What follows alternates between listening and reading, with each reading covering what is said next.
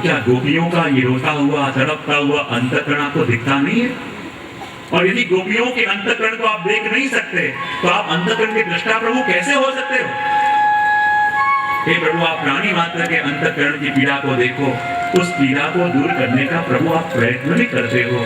पर प्रभु, इन गोपियों की पीड़ा आपको क्यों नहीं दिख रही, जो आपके लिए ही जीती है, जो आपके लिए ही मर रही है? जब जब भी प्रभु हमारे ऊपर आपत्ति आई और आप हमको बचाने के लिए आए, क्योंकि आप प्रभु कैसे हो?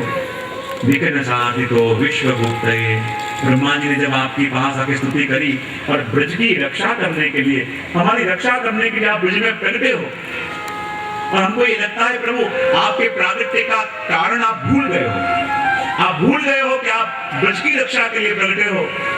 ब्रज में हर एक की पीड़ा आप देखते हो और पीड़ा सहन न होने पर उसकी पीड़ा दूर करने का प्रयत्न भी करते हो। हे प्रभु, आपको सबकी पीड़ा दिखती है, पर जो गोपियां आपके लिए जी रही हैं, क्या उसकी पीड़ा आपको नहीं दिखती? जब जब भी हमारे ऊपर आपत्ति आई, हमने आपको याद किया और आप बचाने के लिए आए। और आज प्रभु हम किसको याद करें? जैसे रामावतार के अंदर भगवान रामचंद्र समुद्र तट पे खड़े हुए थे, और जहां आप खड़े हुए थे आपने तीर की नोक वहां रेत पे घुसाई हुई थी। आपको पता न चला, जहां आपने तीर घुसाया हुआ है वहीं नीचे टिटोरी नाम के पक्षी ने अपना घोंसला बनाया है। अपने अंडे के ऊपर बैठ के उसका पोषण कर रही थी, और जैसे ही तीर घुसाया वो तीर टिटोरी के भीतर घुस गया, रक्त की धारा उड़ने लगी, तो टिटोरी ने उफ तक नहीं किया। तो जहां प्रभु की दृष्टि पड़ी, प्रभु के आंखों में से आंसू आ गए कि टिटोरी, मुझे तो ध्यान न था, लेकिन जब ये तीर मैंने तेरी अंदर भोग दिया, तूने एक बार भी आवाज क्यों न करी? क्यों ये पीड़ा सहता रहा? क्यों ये पीड़ा तुझे सही? तब टिटोरी बोला, प्रभु इस जीवन के अंदर जब जब भी मेरे ऊपर विपत्ति आती तो मेरे मुख से राम निकलता, और आज तो पीड़ा देने वाले ही प्रभु आप हो। आज किसको याद करूं? गोपियां भी यही कह रही हैं कि इस दुनिया में जब जब भी हमारे ऊपर विपत्तियां आई, पीड़ा हुई, तो प्रभु हमने आपको याद किया, पर आप हमारी रक्षा करने के लिए आए। पर आज हम प्रभु किसको याद करें? क्योंकि जो हमारा रक्षक है आज वही प्राण लेने को तैयार हो गया है। आज तो उनको कौन बचावे? इसलिए गोपियां कहती है कि हे श्याम सुंदर, मुझे लगता है सख कुले वा सात्वताम कुले, सख भी कहा, सखा भी कहा, हे प्रभु आज आपको एक विनती करें। बोले क्या? मुझे लगता है कि श्याम सुंदर आप गोपियों के इस पीड़ा को समझ नहीं पा रहे हैं, गोपियों के आंसू की भाषा प्रभु आप जान नहीं पा रहे। क्या प्रभु एक कृपा करोगे? उन्होंने कहा क्या? देखो श्याम सुंदर, हम कब से आपके लिए रो रही हैं, तड़प रही हैं, पल पल मर रही हैं, पर आपको हमारी पीड़ा समझ में नहीं आ रही, और श्याम बन के गोपियों की पीड़ा समझी भी नहीं जा सकती। प्रभु एक कृपा करो, क्या करोगे? प्रभु ने मन में पधार के कहा, बताओ क्या?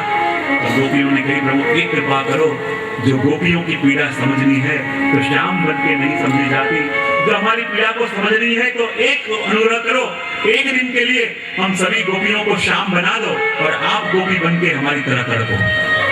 तो प्रभु आपको पता चलेगा कि गोपी बन के श्याम के लिए तड़पना क्या होता है, पल पल मरना क्या होता है।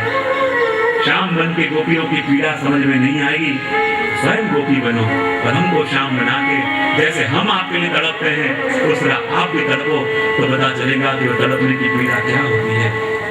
बाद में भगवान ने कहा, गोपियों तुम प्रेम के बड़े बड़े दावे तो कर रही हो, पर मैं कैसे मानूं तुम्हारा प्रेम मेरे प्रति है?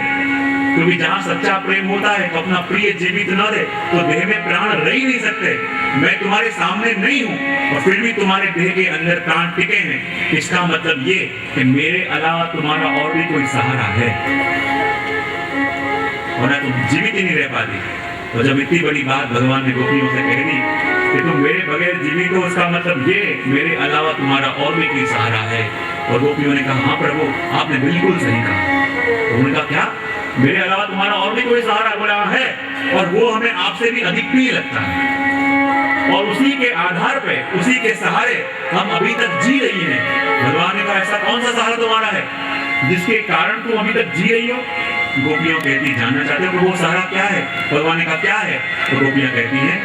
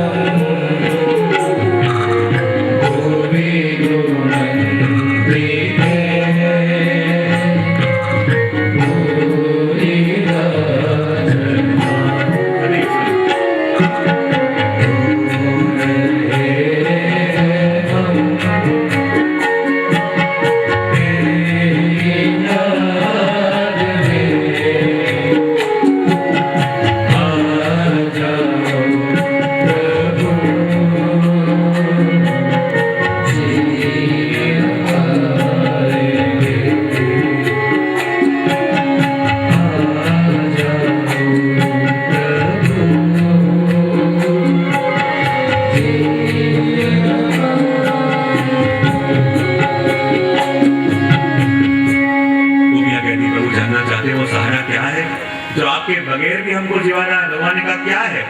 गोपियों ने कहा तव कथामृतम, प्रभु आपकी कथा वही तो वो सहारा है जिसके कारण आप सामने नहीं थे, फिर भी हमारा देह टिका रहा।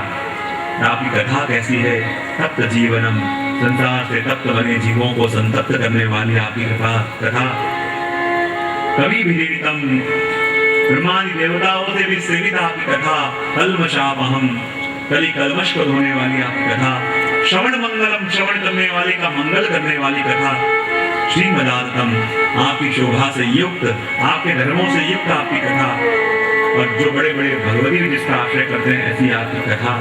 और जहाँ 18 श्लोकों तक गान गोपियों ने किया, उनका कंठ अवरुद्ध हुआ, आंखें भर आई आंसुओं से, आगे गा न सकी।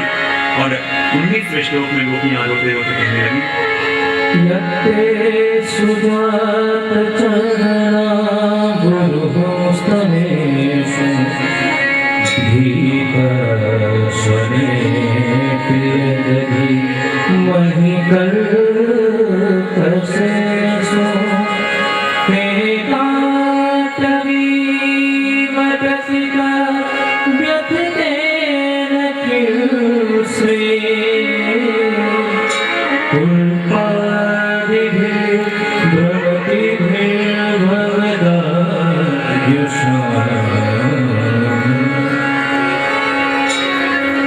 गोपियों का कंठ अवरुद्ध हुआ, आंखें आंसुओं से भर आई, कुछ बोल न सकी।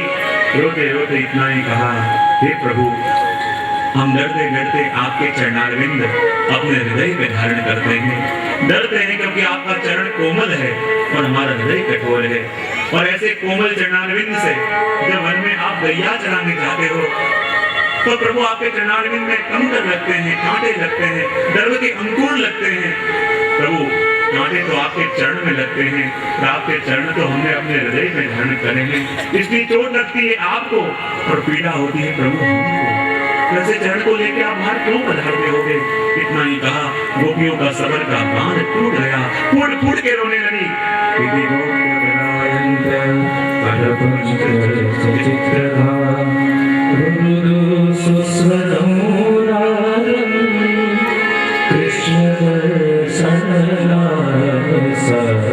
फूट फूट के गोपियां रोने लगी।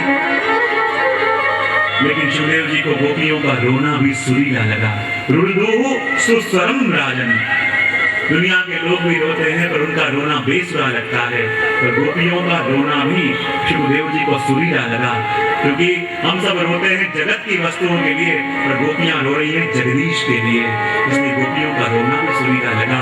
और देखो, संसार के अंदर भी इंसान रोता है और प्रभु की कथा में भी इंसान रोता है, लेकिन दोनों में फर्क इतना कि संसार में जब अपसेट होता है तब आंख में आंसू आते हैं, और भगवत कथा में जब सेट होता है तब आंख में से आंसू आते हैं। गुणगान गाते गाते गोपियों की आंखें छलक गई। भगवान तो और कहीं गए नहीं थे, भगवान तो गोपियों के हृदय में ही छुपे हुए थे। और जहां गोपियों का हृदय प्रभु के वियोग में बलने लगा, तपने लगा, तो जैसे बलते हुए घर के अंदर कोई रह नहीं सकता, उसे बाहर आना ही पड़ता है। और भगवान तो गोपियों के हृदय में छुपे हुए थे, और जैसे ही गोपियों का हृदय प्रभु के वियोग में तपने लगा, तो तभी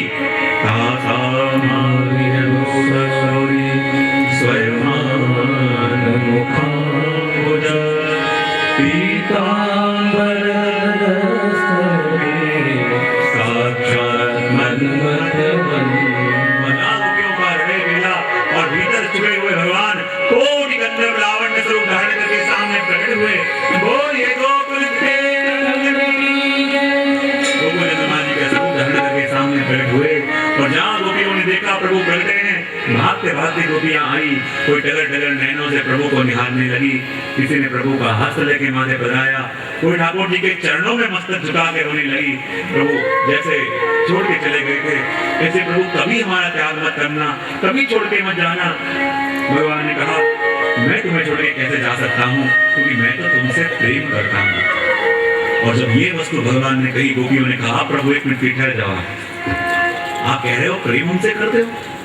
इस दुनिया में यदि किसी से कोई प्रेम करता हो तो उसके आंख के आंसू देख नहीं सकता, तो ये आपका प्रेम करने का क्या ढंग है? जिसको सबसे अधिक प्रेम करते हो उसी को सबसे अधिक रुलाते भी हो। प्रभु प्रेम करने वाले दुनिया में 4 प्रकार के होते हैं, 3 प्रकार के होते हैं। आप बताओ इनमें से आप कौन हो? एक तो वो जो प्रेम करने वाले को प्रेम करे, एक वो प्रेम न करने वाले को भी प्रेम करे, और तीसरा वो प्रेम करे कि ना करे, किसी को ना करे। बताओ इन तीनों में से प्रभु आप कौन? प्रभु के तीनों में से मैं कोई नहीं। बोले क्यों? कि जो प्रेम करने वाले को ही प्रेम करे वो प्रेम है ही नहीं, वो तो सौदा है। जहाँ गिव एंड टेक हो, जहाँ एक हाथ ले एक हाथ दे, उसको तो डील बोल रहे हैं। मैं ऐसा प्रेम नहीं करता, ये तो व्यापार है। तो प्रेम न करने वाले को प्रेम करे, भगवान के उसमें आते माता पिता, चाहे बालक प्रेम करे कि न करे, माता पिता तो करते रहेंगे। कोई प्रेम करे कि ना करे, किसी को न करे, उसमें 4 प्रकार, आत्मा राम, अकृतज्ञ, गुरुद्रोही। तो कहा प्रभु इनमें से आप कौन? भगवान ने कहा न तो मैं आत्मा राम हूँ, आप काम हुआ गुरुद्रोही हूँ। तो कहा प्रभु आप कौन हो? भगवान ने कहा मैं तो उस कल्पवृक्ष की तरह हूँ कि जिस कल्पवृक्ष के नीचे जो जैसा भाव लेके आता है मैं उसका मनोरथ बराबर ऐसे ही पूरा कर देता हूँ। और मेरा प्रेम करने का ढंग कुछ अलग है। पहले तो मैं जीव को मिलता हूँ, उससे मीठी मीठी बातें करता हूँ, और जब मुझे लगे कि उसका प्रेम मेरे में इतना हो गया है कि मेरे बिना एक क्षण भी रह नहीं पाएगा, तब उसे छोड़ के मैं इतना दूर चला जाता हूँ कि वो जगत में रहे, जगत के कार्य करता रहे, क्योंकि उसका मन तो मेरा ही स्मरण करता रहे। और देखो कई बार मैं अपने प्रवचन में इस विषय में कहता हूँ कि प्रेम की परीक्षा भी संग रह के नहीं होती। कुछ क्षण के लिए जब दूर जावे तब प्रेम अपने लिए क्या है उसका परिचय मिलता है। और किसी ने कहा है विदेश सुंदर में, if you love someone set it free, if you love someone set it free, if it comes back it is yours, if it is not it never was.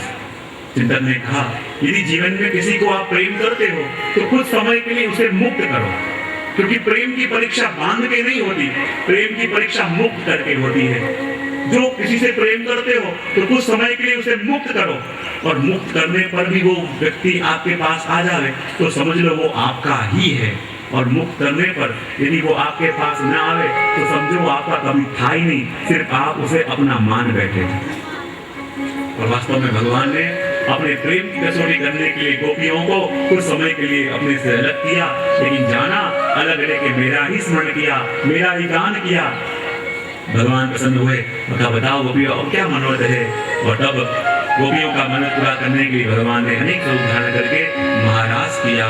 जितनी जितनी गोपियां इतने इतने स्वरूप प्रभु ने लिए हैं, और हर एक गोपी को ऐसे ही लगता है पूरे रास मंडल के अंदर मात्र मैं और मेरे प्रभु हम दो ही हैं।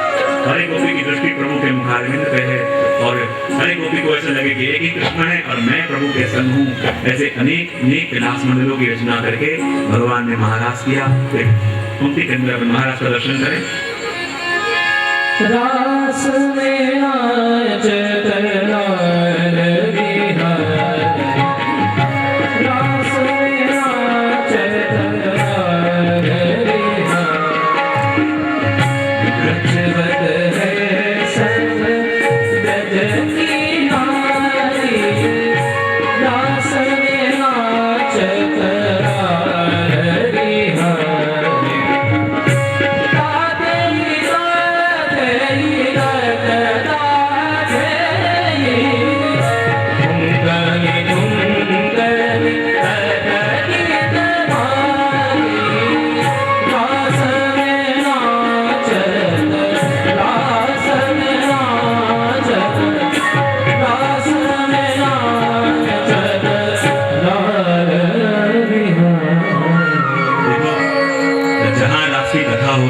वृंदावन होता है, और रास की कथा जब सुने तो सिर्फ रास सुन के संतोष नहीं मानना। जहाँ प्रभु अनेक अनेक रूप धारण करके नृत्य कर रहे हैं तो सिर्फ रास की कथा श्रवण नहीं करेंगे, प्रभु के संग 2 मिनट रास करके फिर अपन आगे बढ़ेंगे। तो थोड़ा रास का दर्शन अपन कर लें। गोकुल में देखो